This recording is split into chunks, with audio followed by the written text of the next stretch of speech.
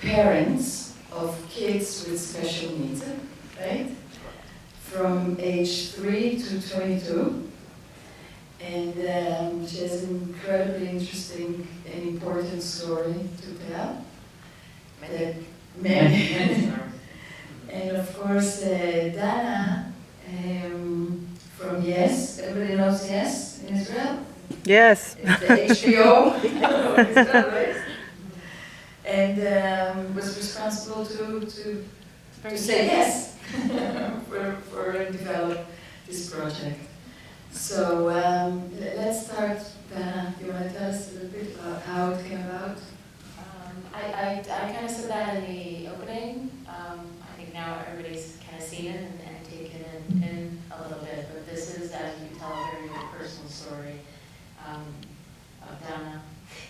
Another Dana.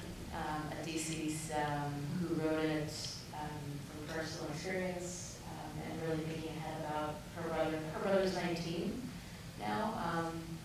These guys are about to reach 30, their characters, they're around 20.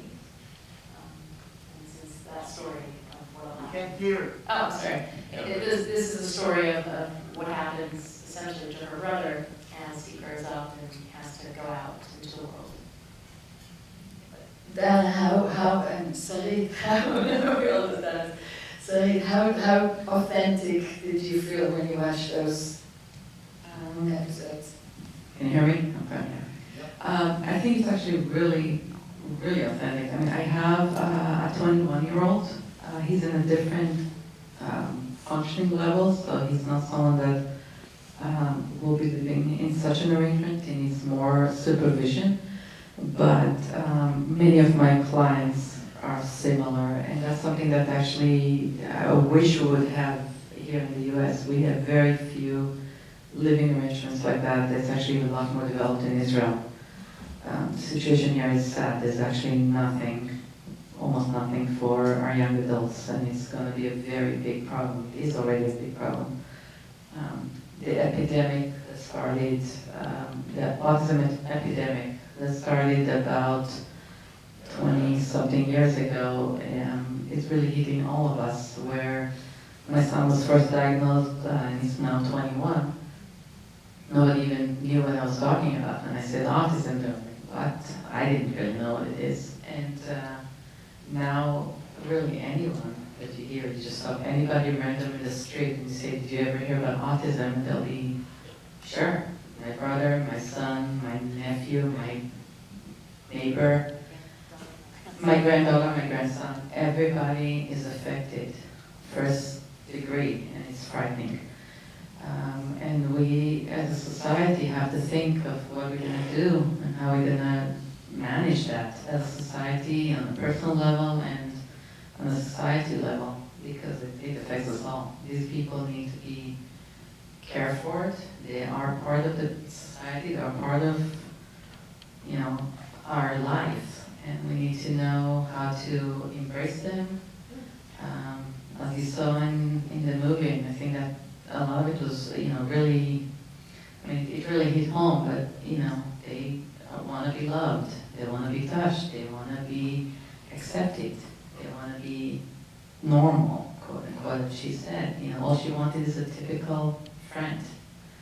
And I think we all need to realize that we need to find a way to embrace them. Dana, did you? I just wanted to add to that, and that's exactly right. Israel has a long history of extended medical and social care. Not getting into politics here, but I know it's quite different. And this is based on a real-life example. This exists. There are many examples of such assisted living facilities.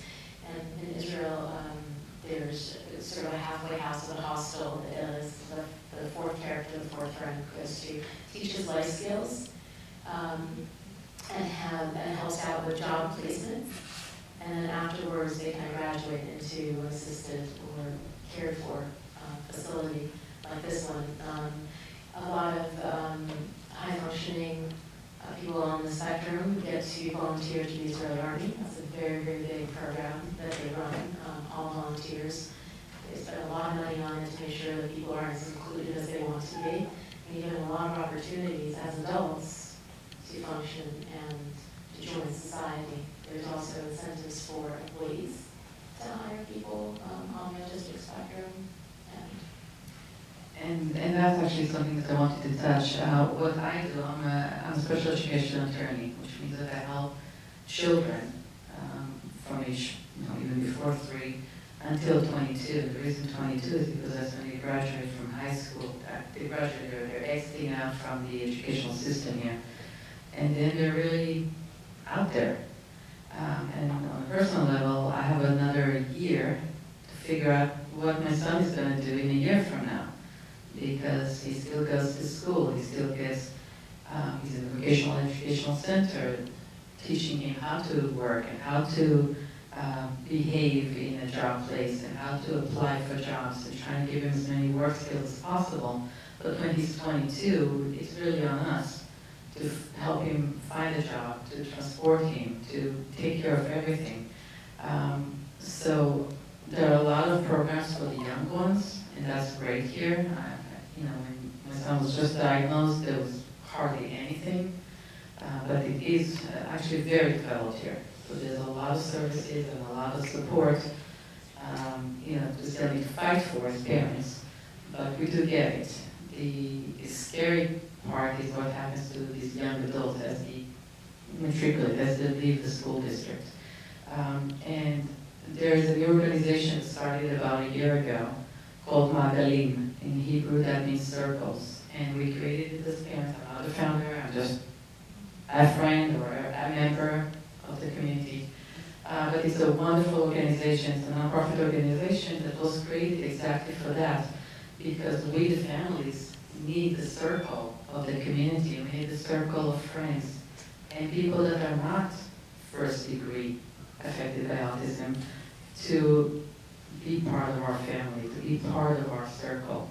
And this is growing. It's growing. We started in the Israeli community, the Jewish community, but everybody's welcome and everybody's part of it. The first year it was just for social events. So it has, just parties. We did Rosh Hashanah, we did Halloween, we did a lot of just parties for our young adults and kids to come and feel welcome. And they can jump and they can scream and they can do different things that are not exactly acceptable in regular society, in regular events. And then it's starting to grow now, and we have also art classes, and we have just started Mama Nights, which is the volleyball that took a group of kids.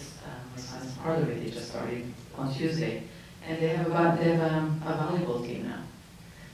We're just trying to be part of the community. We're trying to make them feel welcome. The next level will be to have job opportunities, to have businesses, and there are incentives here. There's actually a lot of incentives from the government to hire people with special needs. But it's growing. People are not really familiar with it, and we're trying to educate people. We're trying to educate us as a society for the young ones and the older ones. And it's really something that I think is giving to everybody. It's giving to the children or the young adults. They'll always be kids. And it's giving to the people who are embracing them. I think that everybody's learning from it. In the same way that when you have a special needs child going into a regular class or just welcomed by the typical kids, I think the typical kids are learning just as much from it and benefiting just as much from it. So Sarit, you wanna give maybe a website or an email that everybody's interested to? Again, I'm just a member. Magalim.com? I think it's .org. Okay. Magalimcircles.org. What is it? Magalimcircles.org. Magalimcircles.org. Yeah. We worked, and this is, a little that we can do. This is something that, when we produced the show, we worked very closely with an organization in Israel that does job placements. And as the show is airing week by week, we're still a traditional platform that way, there's a little thank you at the end of this. And that organization received numerous calls, and by the end of it, they asked the find more volunteers to answer because they were getting calls from business owners who had reached out and offered job placement opportunities. And this was growing week by week as the show was airing. So, you know, entertainment sometimes can help and bring, you know, at least start a conversation and maybe help. That's great. And the show is great. She said the show. The show is great. It is. Should we open it up to a few Yeah. questions? Yeah. Sure.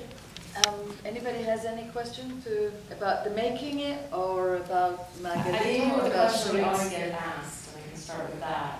Okay, yeah. About the actors. And that was always the question, you know, are they on the spectrum? That seems to be the number one question everybody's asking. And you know, they're actors, all of them. Both the male characters, this is their first time acting on television. Ben, the main character, is actually a theater actor. He's very, very young. And this is his first television role. And Wong is... How old is he? He's 24. He's very young. Leif, the waitress, is 19. She's now 20, but she was 19 when she knew this. She was actually a soldier at the time. And Hong Kong, so this was the first job for all of them. And Hong Kong, he's actually a stand-up comedian. So they all come from different experience levels. Naomi Zoal is a very well-respected actress, and she's the only one that's had experience in this. And the brother, by the way, is a non-actor. He's a drummer for a band. And it's a crew, we gotta give them credit for being, I think, so authentic. You want to tell us a little bit about the director? About you, Violet? Yeah, about how did he get in? Because Donna didn't direct it, right? Donna didn't direct it. Now she's extremely talented, but I think that's a little much.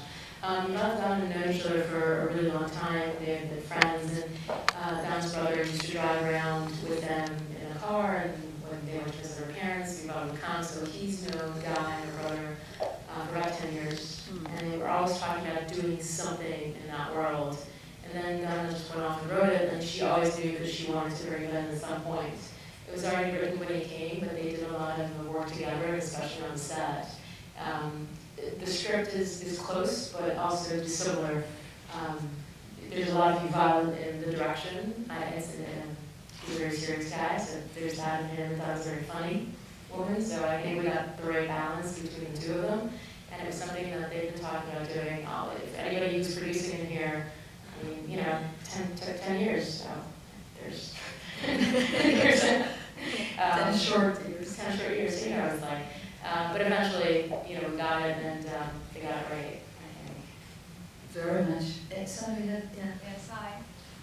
Question, so in the future, I mean, maybe you've already done this, but are there going to be any roles that you will open up to people on the spectrum or people behind the scenes working on the set? We really wanted to. There's a scene that has multiple actors a little later on.